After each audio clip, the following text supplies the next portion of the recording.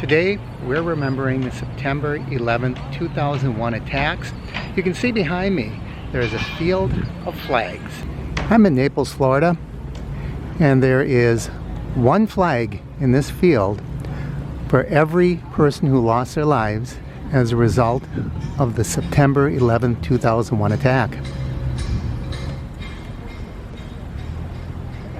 I'd like to share a story with you. In a previous job, I traveled the country and I was a trainer, and in one of my courses I had a Secret Service agent, and he was in a week-long course, and I spent several lunches and dinners with him. He had fascinating stories, and one of his stories was about that tragic day, September 11th, 2001. He was working on the 4th floor, I believe it was a North Tower, and the tower got hit. And they knew, according to him, they knew right away that it was something bad. And he told me he pretty much even determined pretty immediately that it was an airplane. And people were outside, being on the 4th floor. He was able to get out, and they were helping escort people out of the building. And then the South Tower was hit, and they started moving away, and they were moving people away from the towers, and the South Tower went down. And he told the story how he ran and ran and ran, and he reached the water. And I'm guessing the Hudson River would probably be closest. I can't say for sure. But he got there, and he was finally out of the debris, and he was covered in dust, and he was breathing.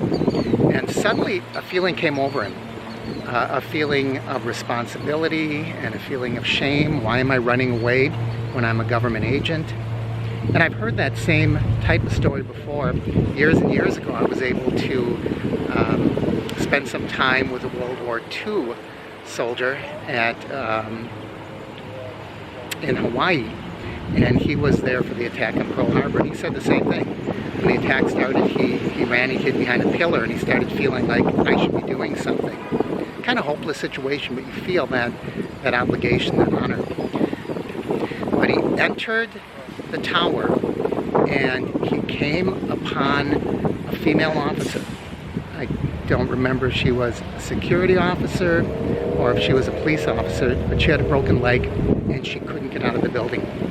And he helped her, and they both safely got out of the building. And he said every year since then, the two of them talk to each other on September 11th. They either meet or they have a phone call. And I imagine that's not the only story that I have heard from people in that area on that day, but it certainly is a personal one. I would imagine everybody has their own story about that day. But if you're old enough to remember it, it had some kind of an impact. It certainly did for me. I'm not going to tell my story. I wasn't there, but I do remember that day and the tragedy of not only the day, but the weeks and months that followed.